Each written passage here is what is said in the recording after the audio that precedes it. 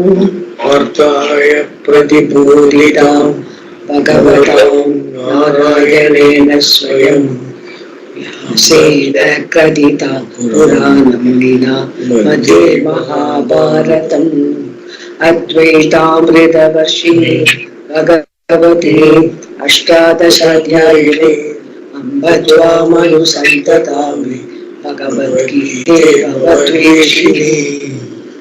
Verse 33. Yeah. So we continue.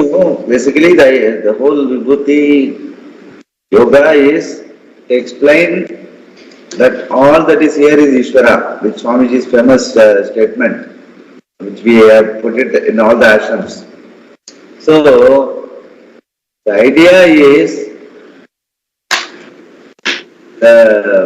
in terms of Swarupa and in terms of Swarupa, that Desa Kala Vastu Aparichinnam, the awareful being, is the Swarupa of both you as well as Ishvara and Jagat, can be appreciated logically. But in terms of Vibhuti is also, Bhagavan says here that everything is me only. That is where, why? Because essentially they are all changing. By changing meaning, what it means is that it's all mithya. Like in terms of, they are all coordinates of time and space. Causality itself is coordinate of time and space. For example, in Shastra, someplace it is told,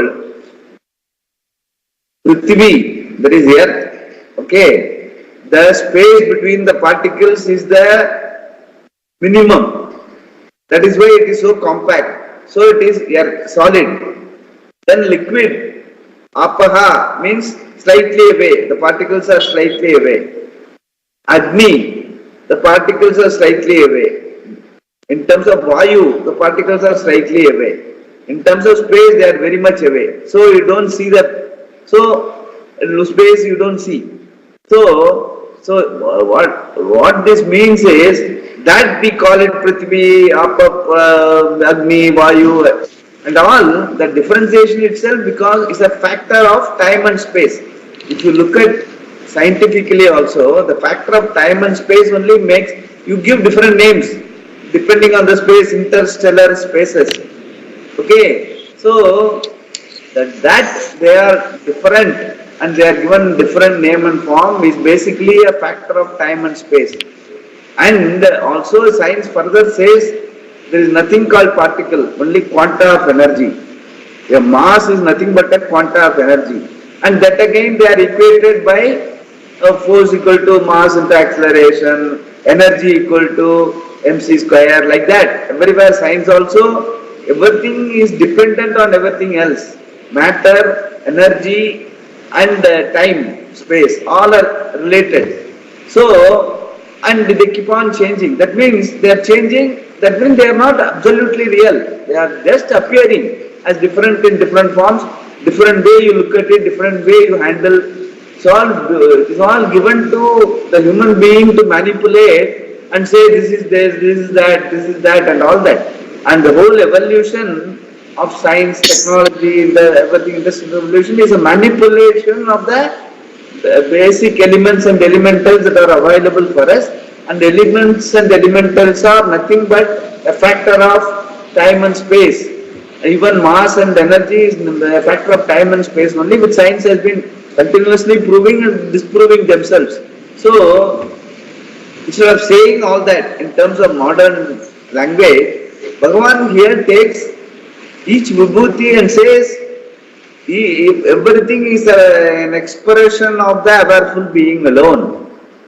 That is how it is. Even though you look at it, everything is me, meaning me, the awareful being alone. That's what he says. So that is the whole Vibhuti Yoga is all about. Later also in the 11th chapter, when he talks about Vishwarupa also, he says the same thing. Everything is moving, continuously moving. So nothing is static. Really, it's all only like a movie it is. Vishwarupa is nothing but a movie. There was even a movie called Vishwarupa by Kamala Hassan, no? So the whole thing is dynamic. So you cannot understand by seeing that changes the changeless. You have to understand the changeless, then only you can appreciate the changes that he tells later to Arjuna. When Arjuna gets so flabbergasted, he feels that I can't handle this, please come back to your normal Swarupa. Then he tells, there's no point in asking for Vishwarupa, if you ask, so I have showed you. But you have to see through Jnana Chakshus only. By understanding only you can understand the whole thing. Not because the whole thing is endless. You can never fathom. You can never find out the depth of the ocean by going into the ocean. Like Shastra again quotes a famous example.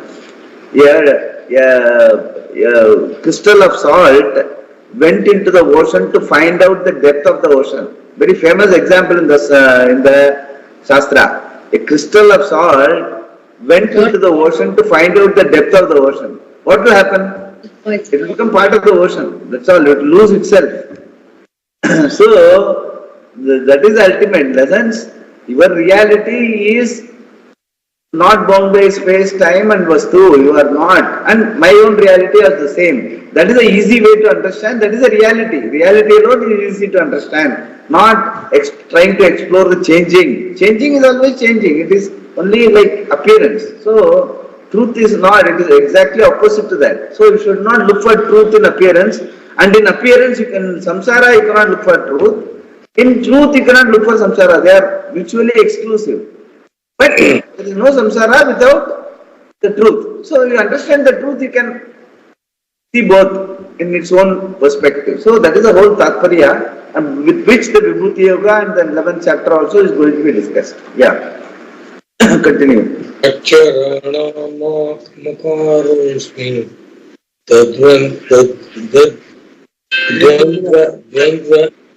तामासिकस्य च अहमे वाचे कालो दाताहम विश्वदोमुखः. Aksharanam, among the letters, Akara Asmi. Actually, Akara meaning what? Akara is the Kara is just a expression. A is the letter. Akara is the letter. Yeah. So, am I audible if I talk? I am audible. Yes. You are audible. Tamasika and among the compound, Dvandvaha, I am the Dvandva, Aham Eva, I am indeed, Akshayaha Kalaha, the perennially eternal time. Aham Vishwato Mukha Data. I am the pervasive giver. All-pervasive. I am the all-pervasive giver of karma. Among the letters, I am A, and I am the Dvandva. Among the compounds, what is Dvandva? Dvandva means typically different kinds of compounds is there. Dvandva is, suppose two words are compounded, both have equal status. So they are called Dvandva. Dvandva meaning two coming together but remaining as two in terms of meaning. So they are called, and in Dvandva also there are different Samahara Dvandva and like that Rama Lakshmana, where both of them are the same. We can call it Lakshmana Rama or Rama Lakshmana. Both of them are the same status. So that is called Dvandva. The example of Dvandva famous is Rama Lakshmana. Yeah. I am indeed the perennially eternal time. I am the giver of karma phala, who is all pervasive. Aksharanam aham akaraha asmi. Among all the letters, I am the letter A. The first sound is A, and through the modification of that basic sound come all other sounds of letters in all languages and dialects. Therefore, among all the letters, I am the basis. The excellence in that basic sound is me. Without that sound emanating from the voice box, where is the possibility of language? The greatest musical instrument ever made is the human voice. All other instruments have notes, but lyrics and bhavana can come only through the human voice. There the basic sound is A.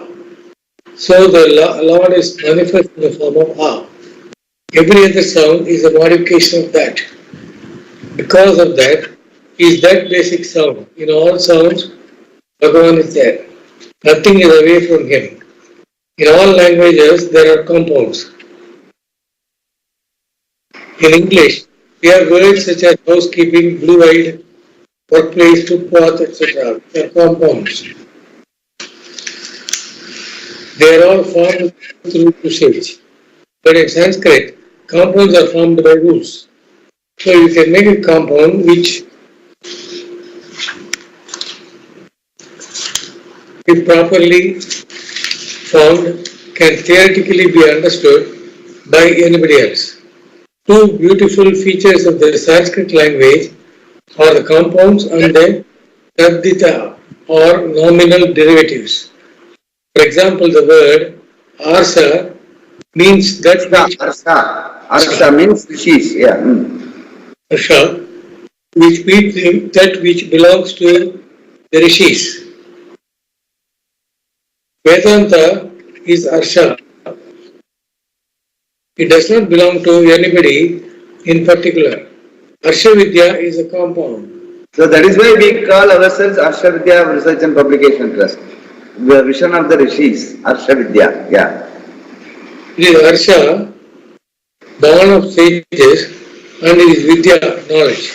As an example of compounds made in the Sanskrit language, here you can look at a beautiful compound, Kataksha, Kirana, Achanta, Achanta, Kirana, Chanta, Naman Mohabdaye. Yeah. Mohabdaye. Advaita Makaranta, verse 1. Yeah, basically this is a prayer in the sense the Advaita Makaranta, the author writes a prayer invoking his Guru's grace in this particular, starting with this particular compound. Kataksha Kirana Chanta Naman Mohabdaye Namaha. Like that he starts. That is what he is quoting. Yeah. It is one word. All these words, Kata, Aksha, Kirana, Achanta, Naman, Moha and Abdi, make up this one word. There is only one declension at the end. Moha Abdi. Kata means a corner and Aksha an eye. So, Kataksha means corner of the eye, a glance. If you look at someone through the corner of the eye of your eye, you illumine the person by your sight. So this side glance being like a kirana, a ray of light, is Kataksha Kirana. These rays mentioned here, like the rays of the sun, not only light up things, but also dry up things. What do they dry up? They dry up the Mohabdi. Moha is ignorance and delusion, and Abdi is aversion. Mohabdi is a version of ignorance and delusion. It is dried up by being Achanta. Achanta. Sipra. So the whole version of ignorance and delusion is dried up by the ray one side glance. Whose glance? Whose else can it be except Ishvara's? Our glance does not even dry up the tears, let alone the worship. Here I am not even asking for a direct look from the Lord. Just a glance is enough for me because He is infinite. My sorrow is nothing. Kataksha Kirana amounts to grace. The rays of whose glance drive the entire ocean of delusion. For whom? Namaskritanam. For those who have surrendered to Him. To get the glance, you have to go to Him. This verse continues and ends in two more compounds. Ananta Ananda Krishnaya Jagan Mangala Murtaye. Salutations to the Lord Krishna, who is limitless and all joy, whose very form is a blessing to the world. All these are compounds. The one who is Ananta, limitless, Ananda, all joy, Krishna, to that Krishna, my salutations. Krishna never had any sorrow, unlike Rama, who behaved as though he were a human being. Rama is the Lord expressing in the form of Dharma, and Krishna is the Lord expressing in the form of Ananda. Ananda attracts. It is only attraction in the world, and the Lord is that Ananda. Jagan Mangala Murti is the one whose very form is a blessing to the world. There are even longer compounds than this. The beauty of Sanskrit is that in one compound you can express so much. They are divided into four main groups. Arya, Avyayi Bhava. Avyayi Bhava means not taking declining. Avyat Bhava, Abhyadi Bhava. Avyayi Bhava, Avyayi Bhava. Avyayi Bhava. Tat Purusha, Bahuvritti, Bahuvrihi and Dvandva. Yeah. and Dvandva. In the Avyayi Bhava compounds. Yeah. Avyayi Bhava compounds, the first word is an indeclinable and is the most important. Take the word Upakumbham, which means near the pot. Here the first word, Upa, is a predominant word. In a Tatpurusha compound, the last word is important, as in Rajapurusha, the employee of the king. Here the second word, Purusha, is important because the compound refers to the Purusha, the man who belongs to the king. In a Bahuvritti compound, another word, a word that is not in the compound, is the most important pradhan. The compound refers to a word that is outside the compound. That is, it is an adjective to another word. Suppose I say, Eka Karnam Anaya. Anaya. Eka Karnam Anaya. Yeah. Eka Karnam, not Karnam. Eka Karnam Anaya. Karnam means ear. Yeah. Eka is one, Karna is ear, and Anaya means bring. Should you chop one ear off the first person you see and bring it? So Eka Karna is a No, person. he's asking question. No, bring. Should you chop or What he means is Eka Karnam Anaya is a compound word. Okay, it is called Bahuvrihi compound because the meaning of the word lies outside the word. Meaning in this particular case, we'll anyway explain now. What he says is Eka Karnam Anaya meaning you bring the person who is one-eared. He is there somewhere in the crowd, but generally very rare you can find a person who is having one ear not there. Okay, you can easily find out. So go there and get the boy who is Eka Karnam Anaya. So your interest is to get the boy, not getting one ear. So Eka Karnam Anaya is the subject of that word, the meaning of the word lies outside the word. That is called Bahuvrihi. Vrihi means rice.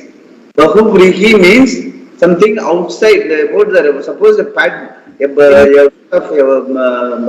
bundle of rice is there. Suppose you are looking for a stone. It will be outside only, right? It should be outside. Actually, it doesn't belong to the rice. So, that means you are looking for what? Not looking for rice. You are looking for stone. If you are going to look for rice, you will be endlessly looking for rice. Whereas if you look for stone, you will get it and you can take it out.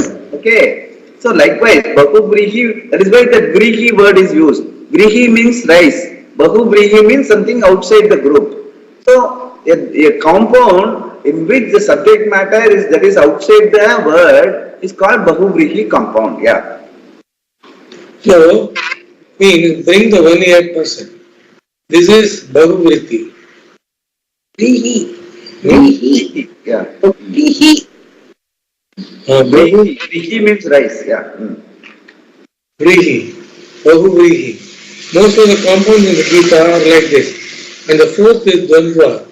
It is different. In the word Rama Lakshmana, it is more important. Which is more. Which is more important? They both are equally important. If you want to see Bhagavan in a compound, analyze a Dvandva compound. Among the compounds I am the Dvandva, the compound where all words are equally important. The idea is Lord is equally present in everything. Rama is the Lord. Rama. Lakshmana is the Lord because the Lord is the same in all beings. Samoham Sarva Bhuteshu. I am equal in all beings, and in the Dvandva compound you can see this fact about me totally. Therefore, I am the Dvandva among the compounds. Another important, interesting compound is Rameshwara. Rameshwara, there is a lot of discussion among Saivites and Vishnuites. In that Rameshwara, whether Rama is Pradhanam or Ishvara is Pradhanam. And Shankaracharya has given a beautiful explanation, that is Mahapariva has given a beautiful explanation where both are of equal status. So Rameshwara is typical Dvandva compound, like even Rama Lakshmana. Yeah. What is Swamiji, this name to you kept by Pujyasri, right? No, Sakshat Swamiji, Sakshat Swamiji, Sakshat Kritananda, the chief Acharya of Rishikesh Ashram. Oh, okay. Because we are learning about your name. Yeah, the sense that name actually has got a significance in the sense, my Purvashram name was Ramanada.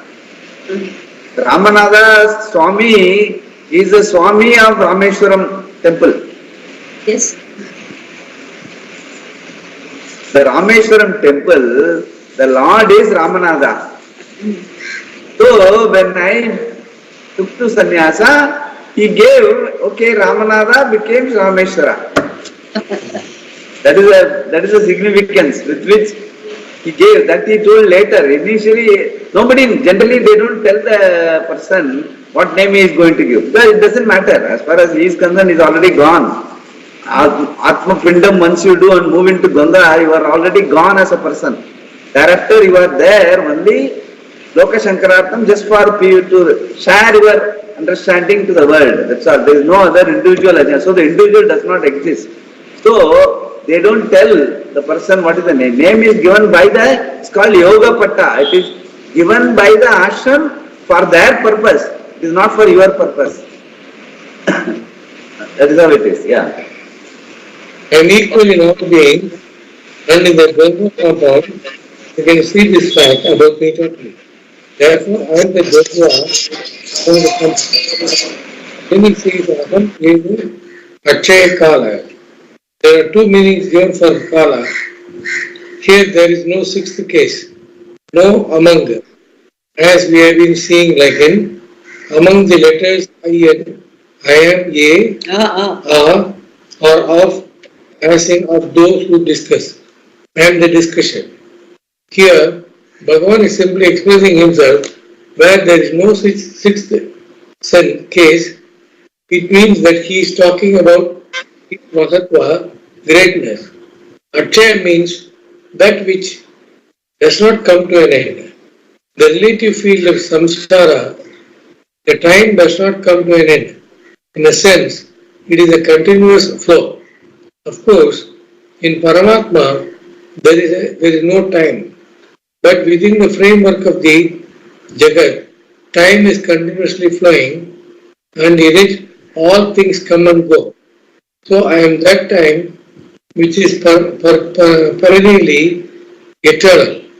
See, one is there are two types of timelessness. One is perennially eternal. It is called Pravaha Nityatvam.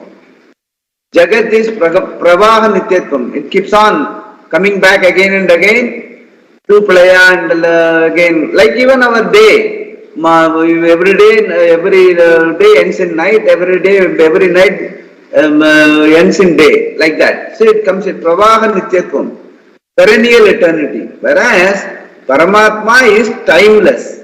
Meaning Atma basically is timeless because it desa kala vastu aparichinnam. It does not have cannot be measured by time or space because it is neither.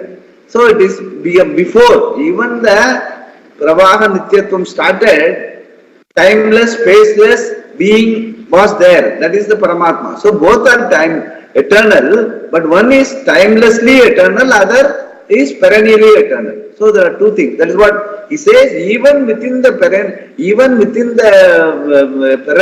eternal, I am the one who starts the perennially eternal. That's what he is trying to say. Jagat. And within the framework of Jagat, time is continuously flowing, Prabhaham, and that is being perennially eternal. That's what he is telling. Yeah. Or Sankara says, this statement means I am the time which is eternal, because of whom time is born, but who is timeless. Yes. I am Akshay Kalaha, I am timeless, the truth of time and the very creator of time. Data Aham Vishuddha Mukhaha. Vishuddha Mukha means one whose faces are everywhere. He is all pervasive and he is Data, Vidata, giver of Karma Phala to all beings according to their karma. The one who ordains everything. He is not an Arbitrary, one-sided giving. Yeah. and he is Data, Vidata, giver of Karma Phalas, brings all the beings according to their karmas. The one who ordains everything, it is not an arbitrary, one-sided giving. For each action, a specific result has to be given. The Lord says, I am doing that. My laws produce all the results. For all actions, right and wrong, I give the results. And he is qualified to do that because he is Vishuddha Mukha, all pervasive. The idea is that there is nothing that takes place outside the scope of his vision. So every result is true to the karma that produced it. While everything is the manifestation of the Lord, there are areas of excellence. There are places where you can appreciate the Lord. If you just appreciate the object, you miss out on something, but in appreciating the object as the glory of the Lord, you connect yourself to the whole. Otherwise, you connect only to an object in an object-object relationship. In recognizing Ishvara's glory, you are immediately connected to the Lord, the total.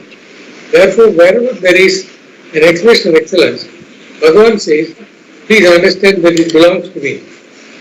Swamiji, actually this is just a general question. This details that we are learning, you said at the beginning of the chapter, you said Krishna is telling Arjuna, right?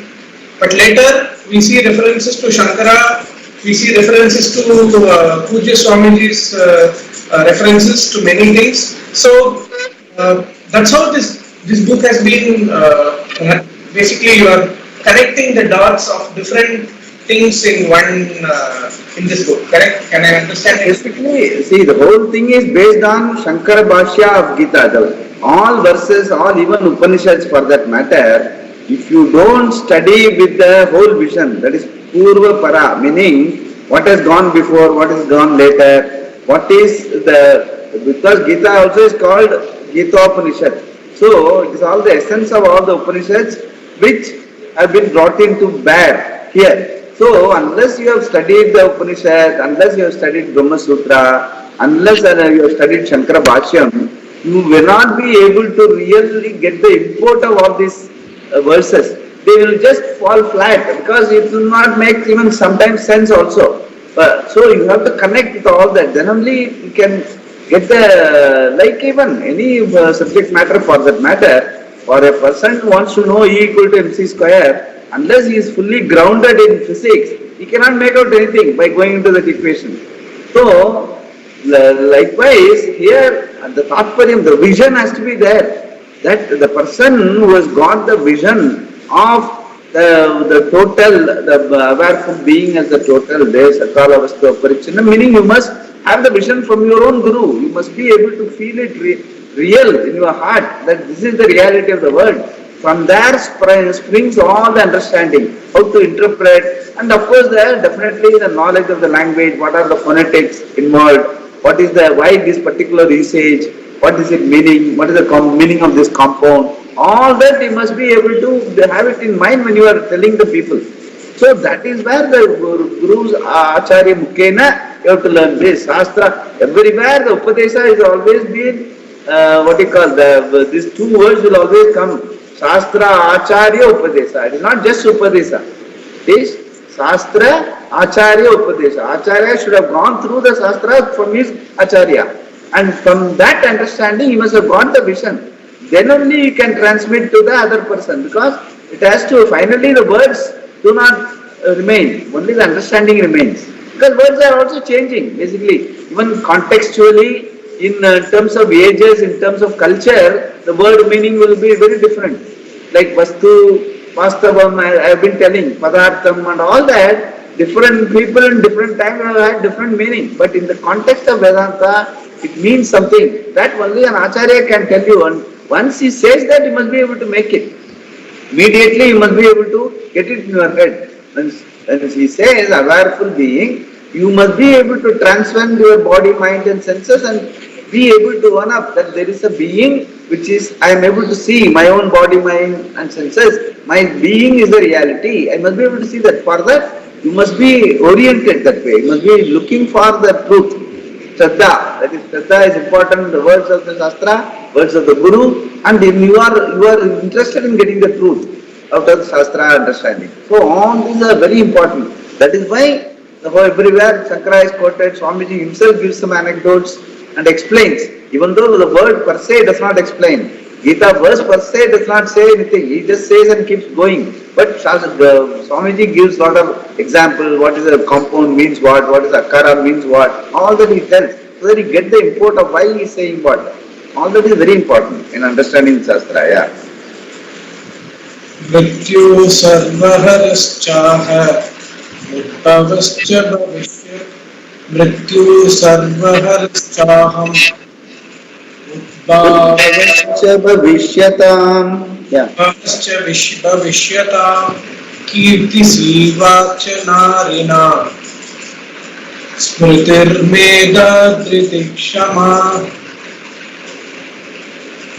Mrityuhu, death, sarvaharaha, that takes away everything, cha aham, and I am, cha bhavishyatam, of those yet to be, udbhavaha, the cause of prosperity, cha dharinam, and among feminine words, kirtihi, fame, shrihi, wealth, vak, speech, spritihi, memory, meda, intelligence, dhritihi, fortitude, shama, equanimity.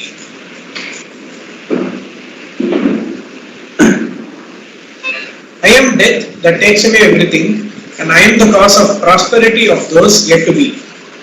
Among the feminine words, can you read the footnote? I am not able to. The Sanskrit words for fame, etc. are feminine, they are valued by all. In the sense, certain Sanskrit certain word is feminine. Like for example, what do you call?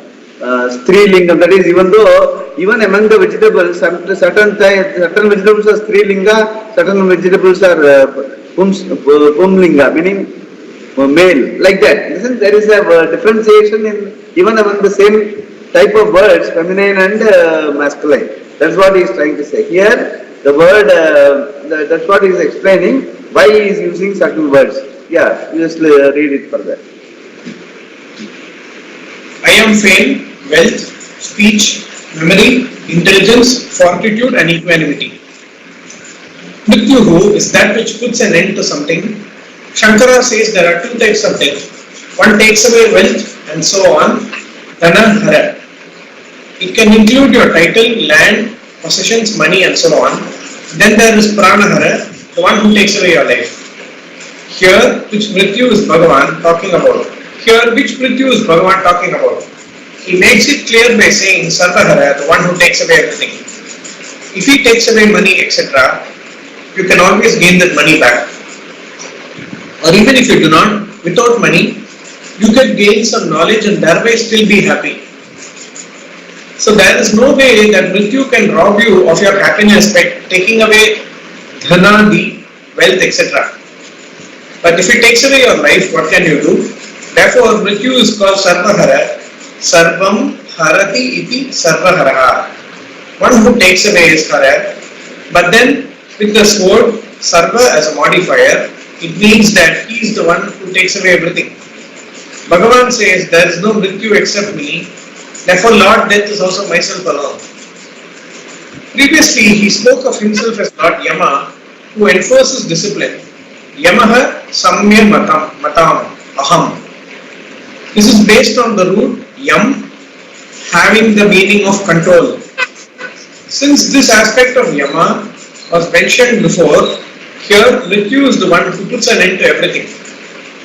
Or I am the Lord in the form of the destroyer who resolves everything into myself at the time of Pralaya. I am the sustainer, I am the creator, and I am also the Samhara Karta. At the time of total dissolution, he destroys everything and brings it back to himself. Sarvahara is then his Rudra, who is pointed out here, is also not separate from Ishvara.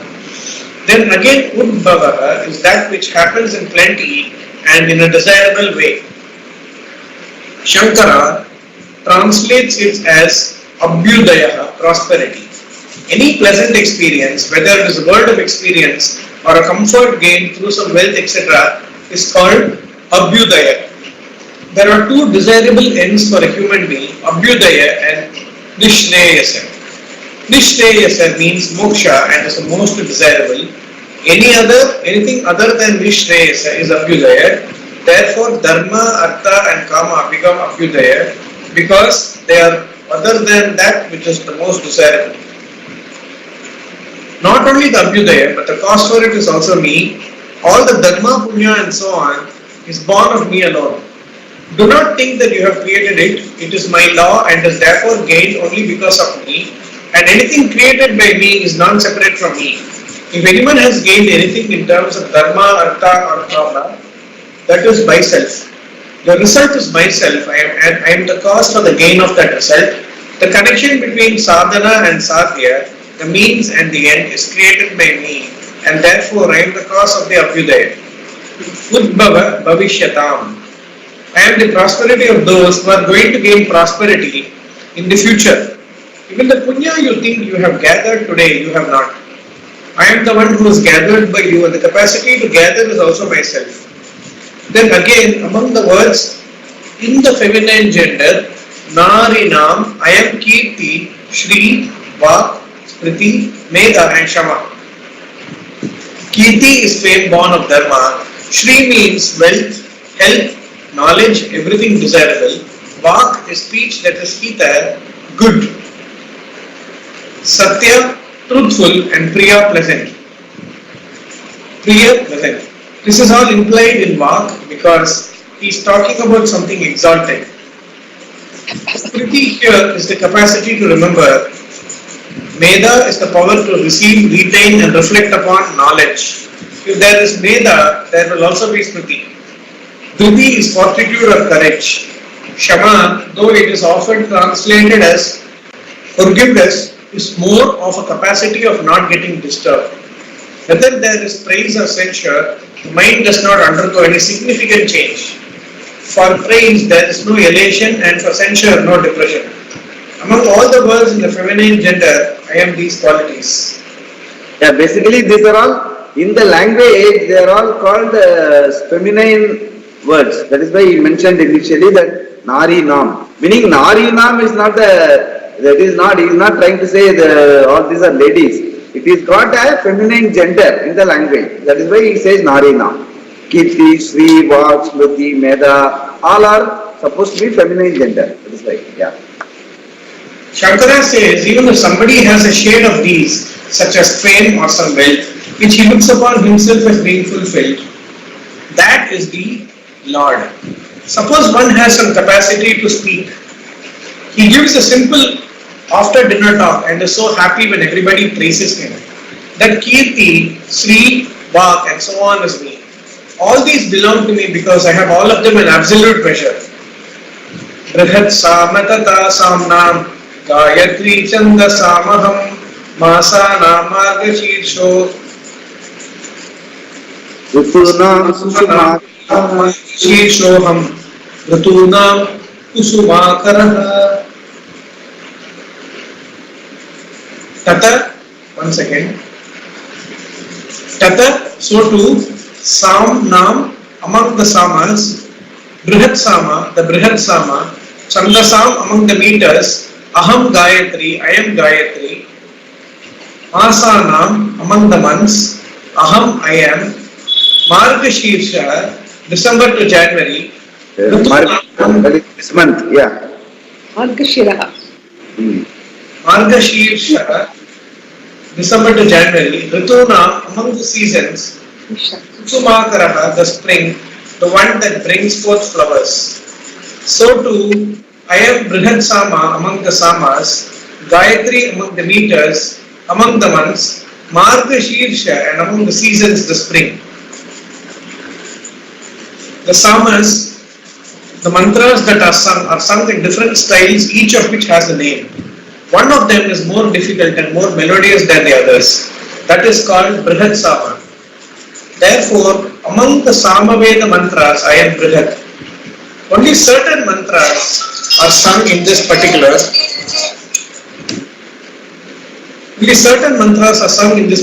manner. Those mantras together with the style are called Brihad Sama. There are many meters, chandas in the Vedas such as Ushnik, Anushtup, Trishtup and so on. Among them, I am Gayatri.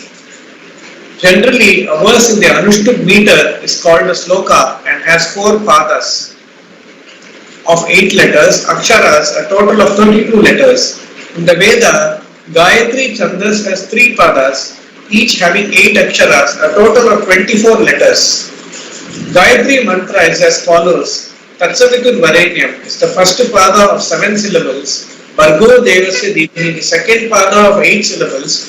Diyo Yona Prachodayat is the third pada of 8 syllables. Om is added at the beginning and the mantra will have 24 syllables. So the 24 aksharas, syllables are Om Tatsavitur Varenyam, Bhargo Devasya Dhimahi, Diyo Yona Prachodayat. The Lord says, among the various meters, I am Gayatri. Why is it Shrestha more exalted than the rest? The first mantra of Rig Veda is in Gayatri Chandas, and for every Devata there is a mantra in Gayatri Chandas. Shankara says that it is this mantra that is popularly called Gayatri Mantra. There are many mantras in the Gayatri meter, but this particular one is called Gayatri, like the word Rama. Even though it has its own etymological meaning when it is said, it is understood to mean Dasharatha's son. It is called Rudi. Popular meaning. When you see Gandhi, only one Gandhi is understood. Others have to be qualified by their first names. Similarly here, Gayatri, though it is just a meter, I understand as this well-known mantra. I am this mantra not only because it is popular, meaning the entire Brahma Vidya. Let us look at it. Om is Bhagavan. Bhur-Bhuva-Suvaha are the 3 worlds, gross, subtle and unmanifest. Sthula, Sukshma and Karana Prapanchas. Om is all 3, it includes everything. That Lord, Varenyam, is the most worshipful. Dhimahi, we meditate upon that Lord as a sadhana, or we recognize that Lord which is knowledge. This mantra is in fact chanted first as a sadhana. Later, when it is understood, it is contemplated upon. We contemplate upon Devasya Savituho, the one who is self-effulgent and all knowledge. The one who is all knowledge is symbolized by Savita, the sun, because in the sun's brilliance, there is no trace of darkness, a symbol for ignorance. The sun is always likened to the Lord because it has no taint of darkness, unlike the moon which has patches. Yaha, that Lord, who is Vargaha, all knowledge, Prachodaya, may he brighten, Na Diyaha, our minds, this is prayer. In contemplation, we have the meaning, the all knowledge Lord as the self illumines our minds. This Gayatri mantra in a succinct form holds a lot of meaning.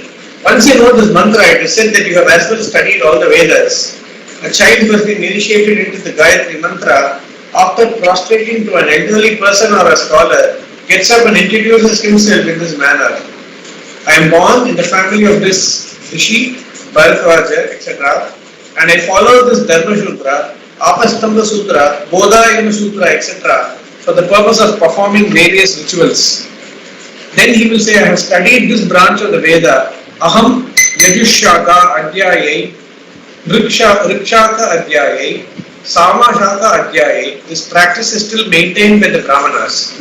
He may never have opened the Veda, but he can legitimately say this because Gayatri chanting is considered equivalent to the study of one Veda. When he says Aham Yajushaka Adhyayai, it is not true because he has never studied the Yajur Veda. But then he has been initiated into Gayatri, and therefore he is acquitted of any falsehood. chanting the Gayatri transforms a person into a Brahmana. Swamiji, if you say that Gayatri is equivalent to the Vedas, then people will never say Vedas, right? They will say only Gayatri and go ahead. As we see now. But we say in our Abhivade, Yajushyaha Adhyaye, just because you know Gayatri Mantra, you say, I am Yajushyaha Adhyaye, Abhivade when you say, means I have done a Yajurveda, Adhyayanam. That itself is the idea is, it's symbolic. In the sense, once you understand Gayatri Mantra and its import, which says that the self-effulgence which shines in the sun and shines in my heart is the same. Once you say that, there is an equivalence between you and sun. That means there is only one being which is shining in the heart of yours as well as makes the sun shine. And let it shine in everyone's heart. Diyo yona prachotyate. That is a prayer. That means the oneness of all beings is brought out in that mantra once you understand it. So once you understand this oneness, it is as good as everything else is as well understood. That is why it is called, once you understand this, you have done the whole Veda Adhyayanam. That is symbolic in terms of when you are initiated, so that you get the enthusiasm, to the motivation to understand it, understand the Vedas, number one. In terms of real understanding, in terms of reality also, eventually, once you understand it, it is the reality. Like reality understanding is the purpose for all Veda study and all that.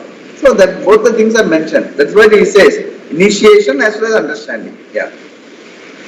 Among the months, Masana, I am the Margashirsha. With the end of this month, the southern solstice comes to an end. During this month, the sun goes to the house of Capricorn, Makara.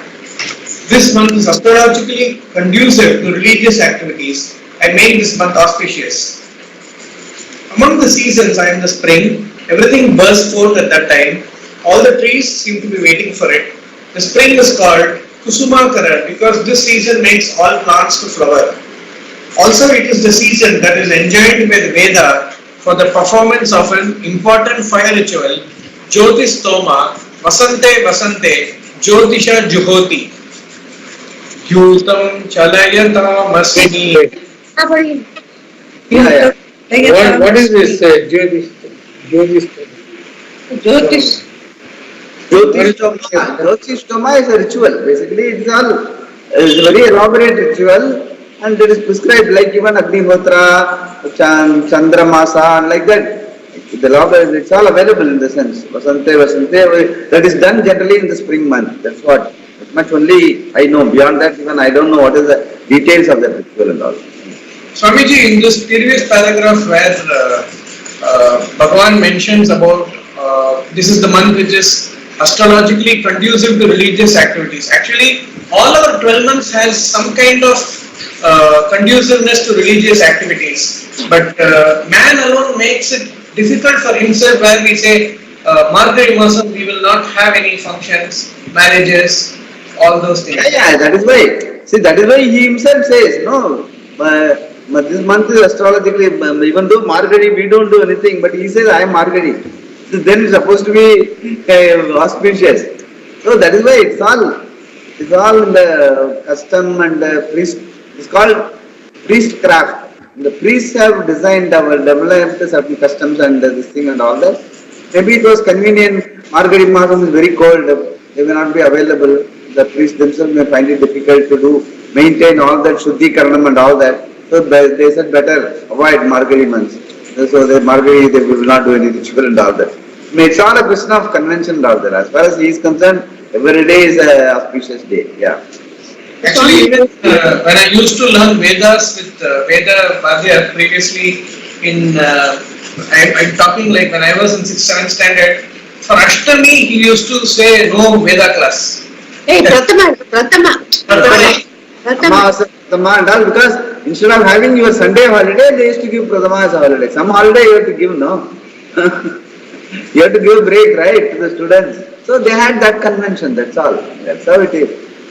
Yeah. Swamiji, but they say that Margarila, Brahma Muhurta Devas are not available.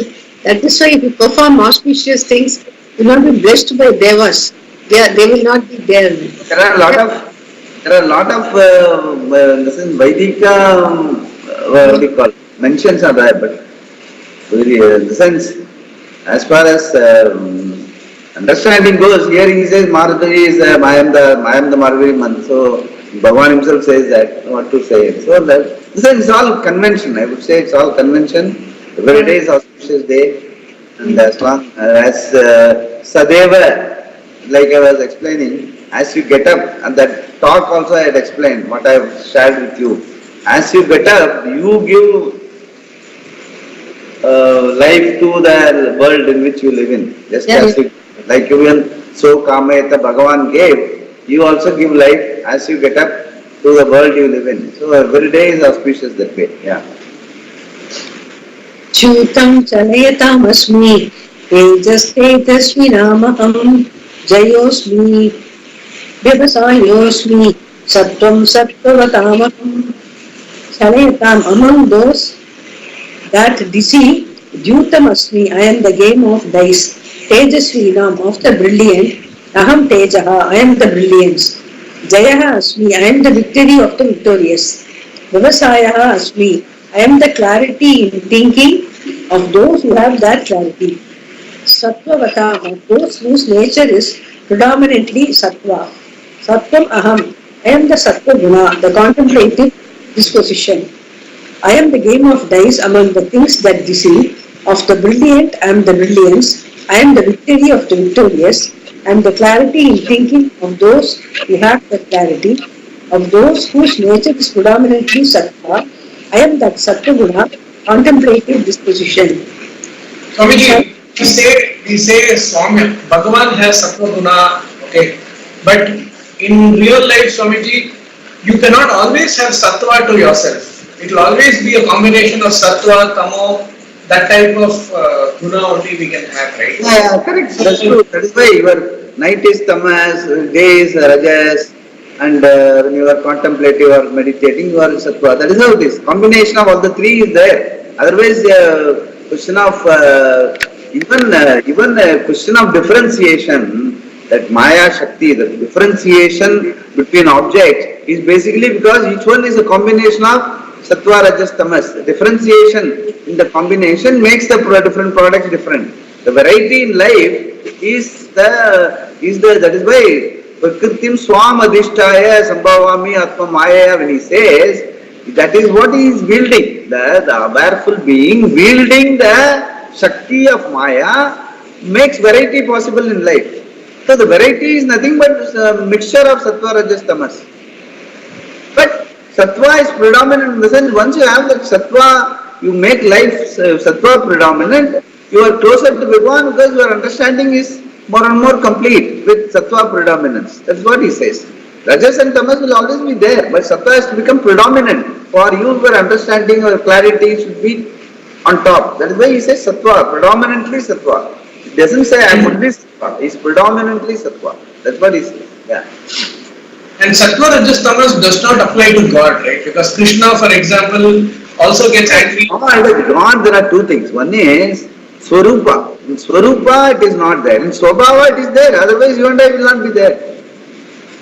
You and I are Ishvara Swarupa, but Swabhavata are different. That's how it is. Maya Shakti is supposed to be the Swabhava of Ishvara. Swarupa is the same between Ishvara and us. That is why we can comfortably say that moksha is possible. Aham Brahmasmi, we are able to say only in terms of Swarupa, not in terms of differentiation, variety. Okay, variety is life, basically. In terms of life, there is Swabhava and that is keep on changing, but it is changing. Reality is Swarupa only, it is changeless. Both have to be clearly understood. It is not that the changing you don't have to be afraid of, only know the Swarupa is changeless. Simple. Yeah. For Krishna, like how we say, samsara is for us, not for the Lord, not for the sannyasa, like that, not for the sannyasin. Similarly, Sattva Rajas Tamas is only for us, not for the Lord. And this is in terms of Swarupa, like we appreciate Lord as the Swarupa. Then in that case there is no Sattva Rajas Tamas. But suppose you attribute like Skanda is a warrior, and Lakshmi, Sri Bhagavan, sense, wealth. If she is well, that is why if she is well, Saraswati have a different name, and Durga we have a different name. But they are all manifestations in terms of Shakti, Maya Shakti, Sattva, Rajas, Tamas and all that. It is all our own way of propitiating. So, but with the Lord as the Desakala Vastu Aparichinnam as Swarupa, you can only understand. But for you to propitiate, you are bringing in certain salient aspects in a particular Vigraham and propitiate. That is how it is. So, for anyone, even in terms of worship, if you want to propitiate, if you, like the Bhagavad Gita talks about Ishvara, it is purely the Swarupa. It is there is no thing like propitiation. You have to only understand. That is why Jnana Swarupa. Whereas, for Avahanam and the propitiation, deity and all that, we bring in various aspects, the salient aspects. That is why he himself says, where are all my vibhutis are there. You can worship me like sun, you can worship me as moon, worship me as Agni, worship me as Lord Rama, Krishna and all that. That is all for purpose of worship. The vibhuti sariras they are called. Even the other, like we, Raghavendra, Mahapariva, whatever, all are vibhuti sariras, which you can bring in and worship. But in terms of Swarupa, even your own Swarupa is the changeless being. That is what the whole Vidya is all about. You cannot say, I am, my Swarupa is within samsara, Ishvara is without samsara. No. In terms of understanding, your own Swarupa is also a samsari. But samsara, you feel samsari, that is why you are asking, you are traveling life. Whereas once you understand, irrespective of the travel, you will still be a samsari. That time it is Aham Brahmasmi, that is the equivalent of Brahma Vidya. That is, in the sense your understanding is clear, that my Swarupa and Ishvara's Swarupa are one and the same. Desakala Vastu Aparichinnam.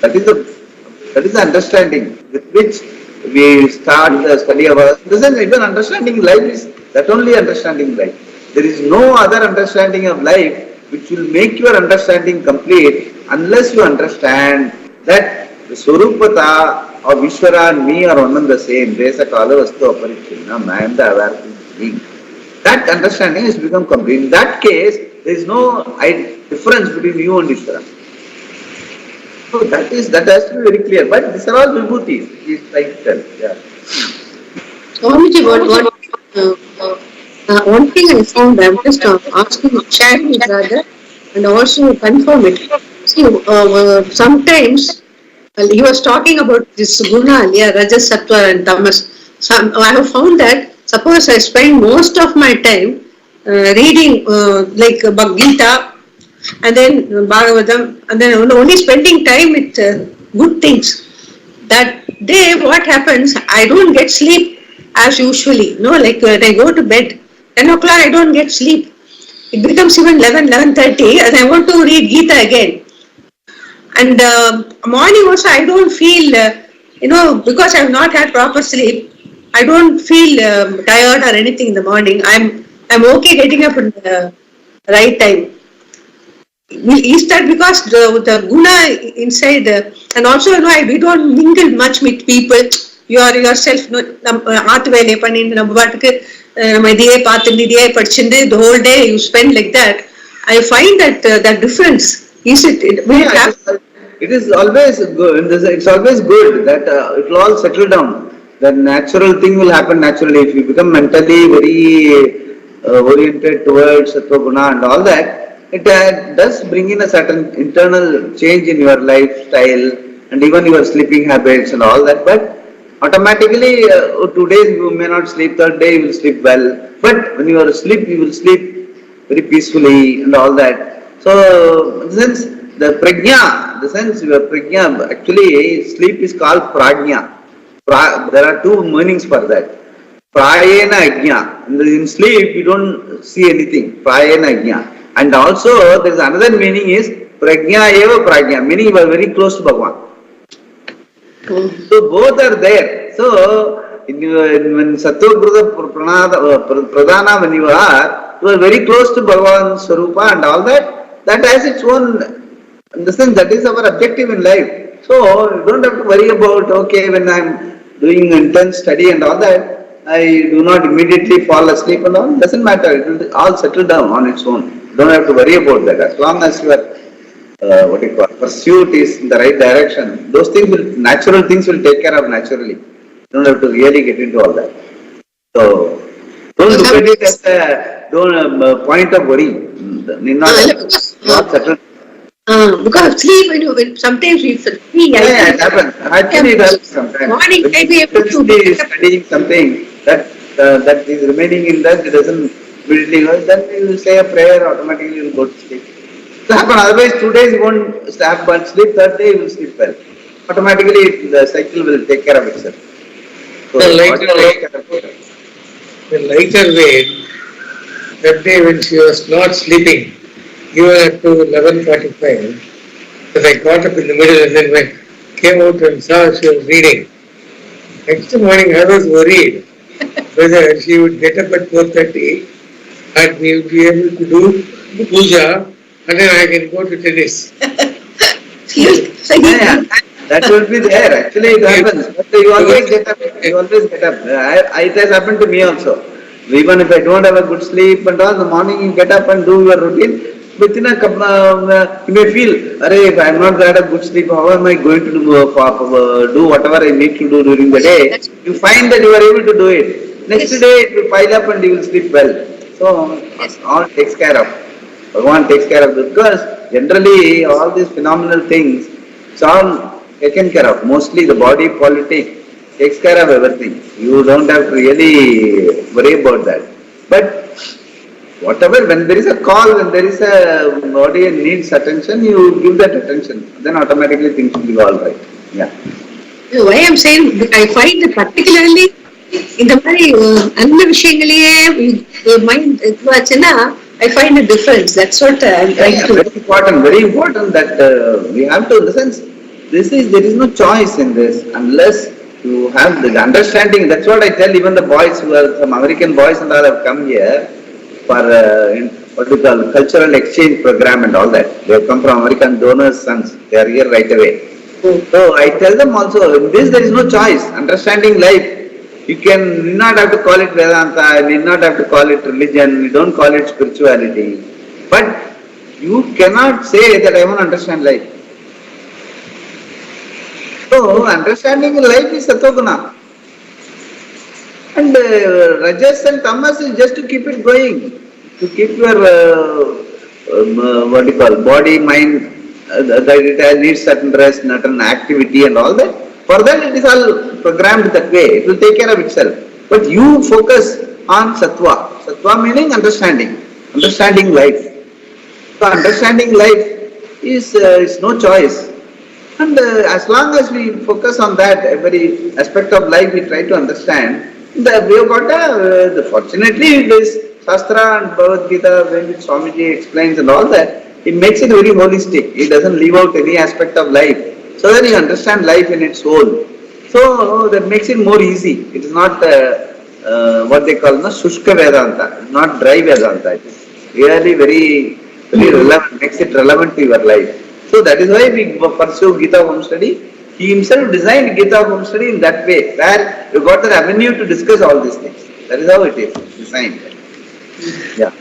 So, Purnamada Purnamidam Purnamudachyate Purnasya Purnamadaya Purnamevavasishyate Om Shanti Shanti Shanti Hari Om Shri Gurubhyo Namah.